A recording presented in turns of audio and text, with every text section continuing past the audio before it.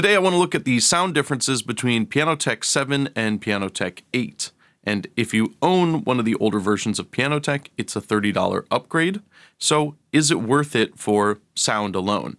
Yes, there is a new interface, and I will give you my thoughts on that, but you don't hear an interface. So what about the new voicings? Now, the contemporary pianos, as well as in my testing, the harpsichords and some other instruments like the harp and the Wurlitzer electric piano specifically, have been revoiced. The differences can be small or large depending on the instrument and the range you're playing in, what you're playing.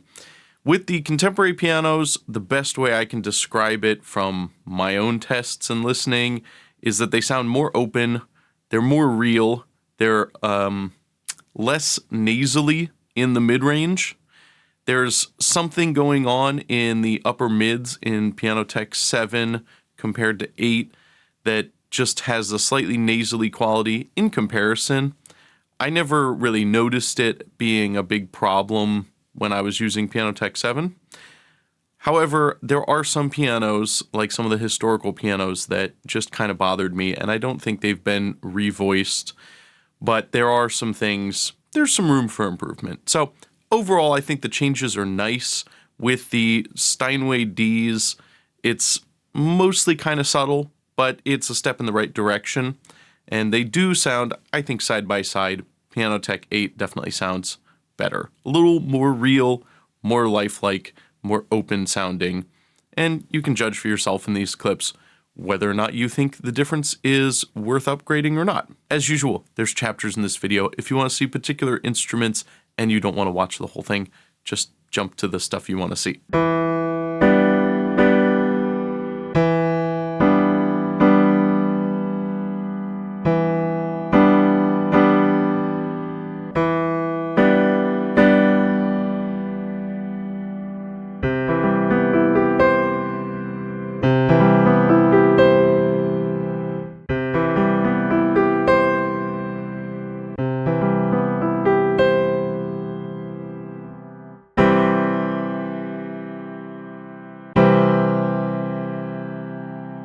Pianoteq 7, in comparison, sounds more upfront and direct in some ways, almost like you have your ear up to the soundboard, whereas Pianoteq 8 sounds more like you're playing a piano in a room, or you're recording a piano in a room.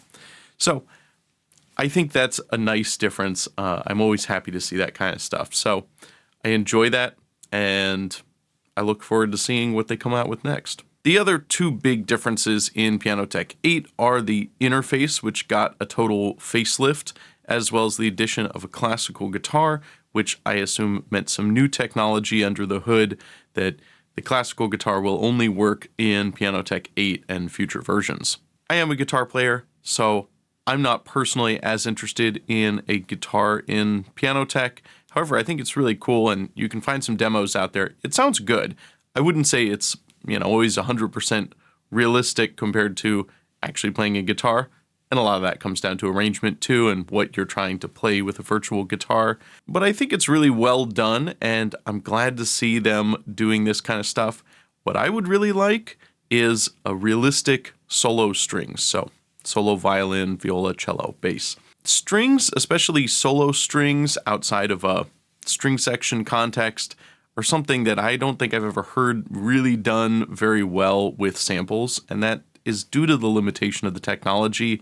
There's so many sounds and so many articulations on a violin. There's just so much technique and finesse that goes into playing the violin that it's really hard to capture all that with samples and try to get every different kind of sound and then find a way to use it using key switches in a way that isn't going to kill your CPU or have lag time. Or if you're trying to do like a string quartet arrangement, I think it's going to be pretty obvious that you're sampling stuff. Now, with the modeling technology in Pianoteq, it's got me thinking that the solo strings would be doable and would be really ideal for modeling technology, because you can just have the natural sounds that the instrument can make accessed through modeling rather than trying to record everything and assemble it into a sample library.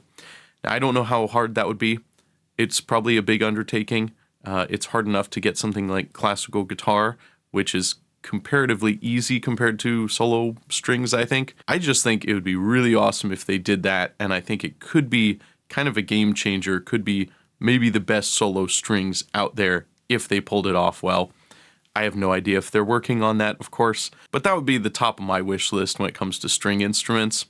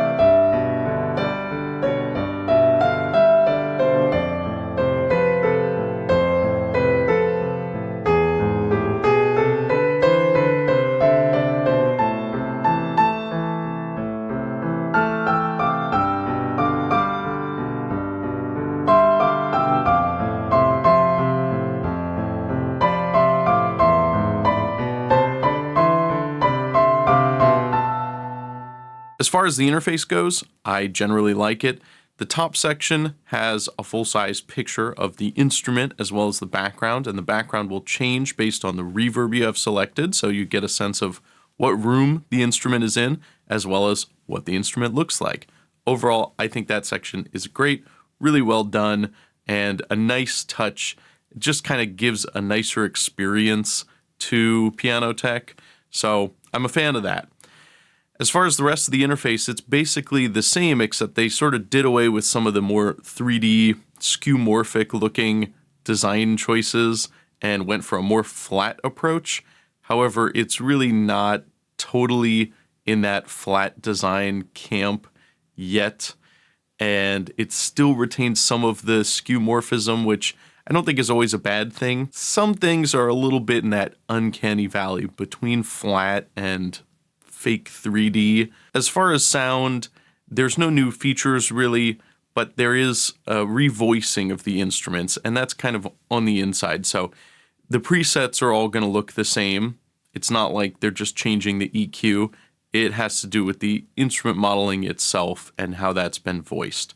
And the contemporary pianos have all had voicing changes done to them, as well as the Wurlitzer pianos, the W1 and the new W2, which again is only in Pianoteq 8. I'm not sure why, but even though I have the electric pianos pack and both versions installed and updated, it doesn't appear in Pianoteq 7. So if you want the new W2, which is a Wurlitzer electric piano model, you're going to have to get Pianoteq 8, and that's basically a free instrument if you own the electric pianos. And that's quite nice. I mean, there's a lot of presets to that. I like it. I think that's a nice bonus for Pianoteq 8 as well. I didn't detect any difference in the voicing with the Rhodes or the Hohner electric pianos.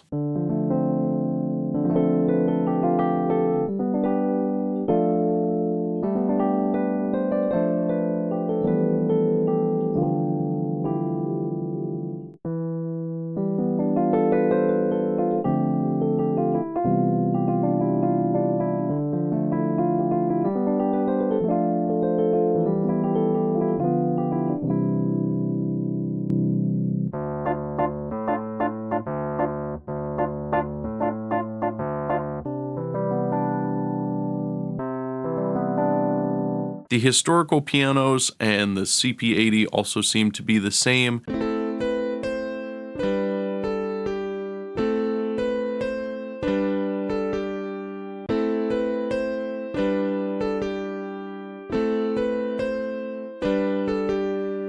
However, the harpsichords have definitely gotten a new voicing, and I think that's a really big improvement, maybe the biggest voicing improvement is for the harpsichords. Similar to the contemporary pianos, they have less mid-range, though they also seem to have less bass. The newer voicing for the harpsichords overall sounds thinner, but more realistic. I like it better in terms of realism, and especially in certain ranges and certain bits of music, it really does sound much better on the new voicings and much more realistic. The old harpsichords are kind of fatter and warmer, and maybe in a mix, there could be some use for that.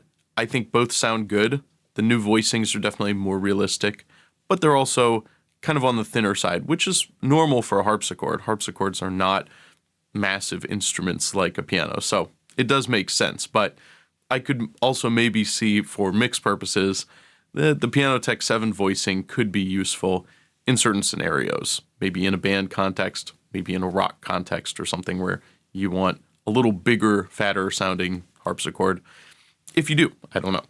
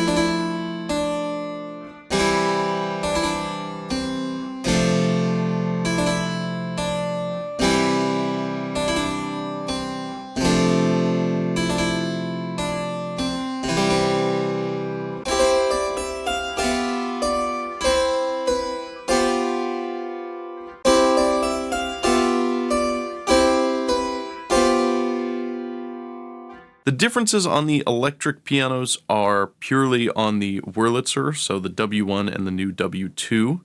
And the W1 definitely seems to be, it has more dynamic range between the softer tones and the louder tones, as well as much more bass. It's been voiced better. I think it's pretty significant improvement on that instrument, and the new dynamic range just makes it a lot more expressive.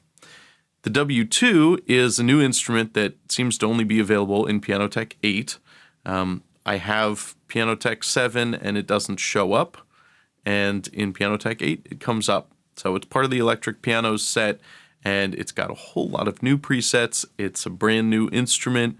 Doesn't seem like they really publicized it all that much, but it's just there, and it's quite a nice instrument with a lot more presets than the W1 does. So that's definitely worth checking out, and I'm going to play through just a whole bunch of presets so you can kind of get a sense of what that instrument sounds like and what the presets sound like.